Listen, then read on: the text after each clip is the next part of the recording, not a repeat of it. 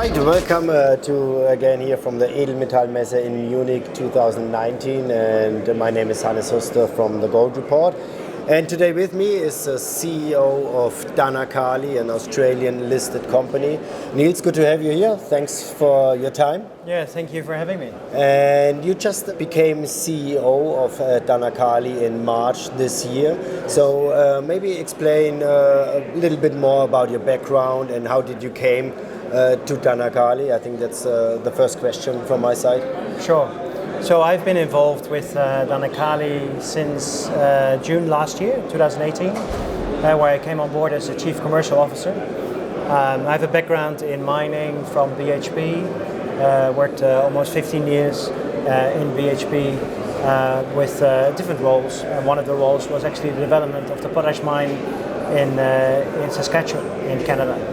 And through that network, got in contact with the team at DANAKALI. And got on board and as a CEO in March this year. So. Okay, you talked about this potash mine you worked on for BHP. So, and then I think that's a good point to start here. What's the main difference between the project of DANAKALI and, let's say, the usual potash mine? I mean, I think we have two major differences here. One is the product, yes, and the other one is how to mine it. Well, that's right. I mean, you're right, Hannes. The SOP is the premium potash project, which of products that we're producing. MOP is the big market, 67 million tons worldwide.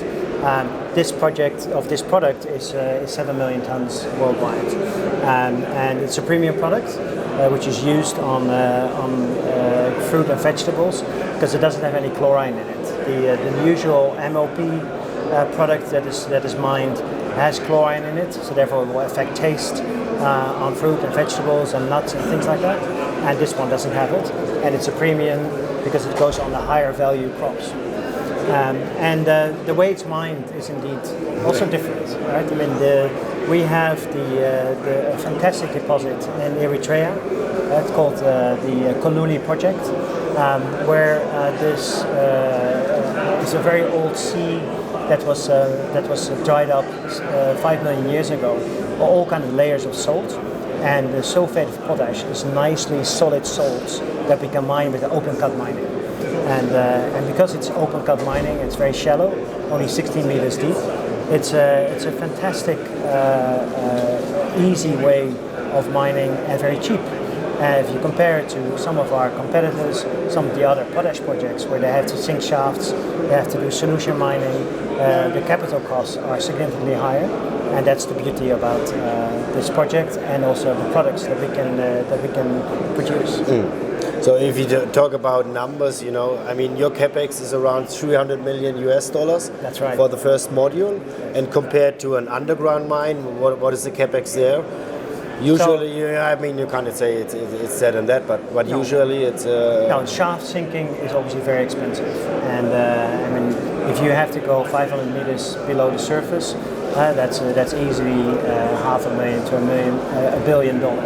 So 500 to $1 billion, which is quite significantly more. And then you just have a shaft. Yeah. And I think the way that we can develop our project with 300 million capex, using existing infrastructure, and be a producer with very little new technique. So we can use existing technique, we can use existing infrastructure, and we can modular it and have a 472,000 tons, and then scale it up once we're successful in actually putting it into operation.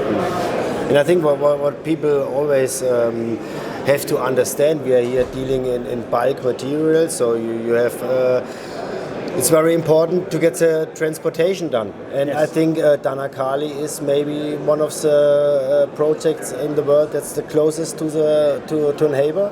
Is that right? To a port? It is. I mean, it's the infrastructure is very favorable. We're actually a bird's eye, only 75 kilometers from the Red Sea. Yeah. The existing Port Massawa, we're 230 kilometers. We can get there by truck, but there's an opportunity to actually in the later stage build a port which is 87 kilometers only, but it's a big advantage and also will keep our operating costs down, especially if you compare it to some of the other projects which are much further away from a port, from the infrastructure. Yeah. So it's a good advantage. That's good to have, right? It's Absolutely. good to have. Yeah. It's good to have. So, and let's talk a bit about the size of your project. That's what really impressed me. And that's why I'm a shareholder as well in your company. It's not a project you see very often in your lifetime. So what's the size of COLLULI? Yeah, COLLULI is, as I mentioned earlier, it's a massive Danakil basin. It's a dried up sea. And we have a size of 200 years of life mine, which is, as you said, it's far beyond your generation, my generation, everything which happened. Yeah. But it gives the opportunity, and 200 years, what does it tell you? It tells you that in a current market of 7 million tons, we have the ability to have 200 years of mine life. So you can be one of the biggest significant producers in that market. I think that's the relevance of the 200 years of life of mine. And also you can build it together with the government in a very long and sustainable way. So you can generate jobs for a long period. You can really build a good income for the country and a good income for shareholders. Yeah. So let's talk a bit about the political situation in Eritrea. Yeah. There have been a lot of changes. It's a peace agreement with Ethiopia and Eritrea. Yes. And how did it affect you? You got more interest. So are investors now more interested to come into Eritrea, or were there no changes from the investment community? Well, I think what you typically see when that happens, that a lot of people will say, well, this is a great opportunity, see other investors coming in, not just in mining, but also on infrastructure, etc. What we have seen is sanctions being lifted in November as a result of the peace that was established in June.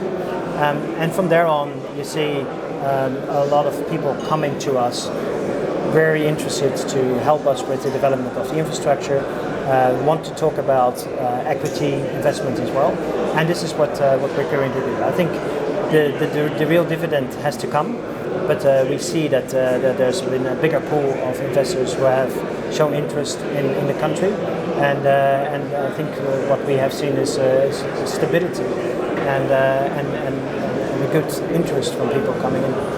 Okay, great. And you talked about the investment and the equity and so on. So recently you have been able to secure $200 million debt from one or two African banks. That's right. And now the question is, you need $300 million. That's right. How do we get there? How do we get there? That's a very good question. Point. I mean, well, we have indeed African Exim Bank and AFC, African Finance Corporation. They provided $200 million for the capex. We're finalizing documentation, and that's looking to be done very soon. And we're discussing strategic investment with a couple of equity providers, and that's progressing well. We hope to be able to make an announcement in the next couple of months, and that will give us the first equity to actually kick off the process, and then we will start our construction. Construction will take 24 to 27 months, and all going well, we'll have our first production somewhere in the beginning of 2022. So yes, we're quite excited. As I said, we hope to have some good news in the next couple of months on the equity and get a good kickoff to actually start construction of the project. Okay, that sounds good. So your guys are on the projects already. They just wait, Absolutely. Get the money in, and then you will see start construction. Right. We have the licenses. We have all licenses are there. Everything all is there. We have the DRA, which is our EPCM provider. We got the power being finalized, and all of that is ready to go. We're waiting for the first equity to get into construction. Okay, great. So good luck. We need some money in, and Yes. then we can start. So Thank you very much. looking forward to this, and thanks for your time. Good to hear you. See you.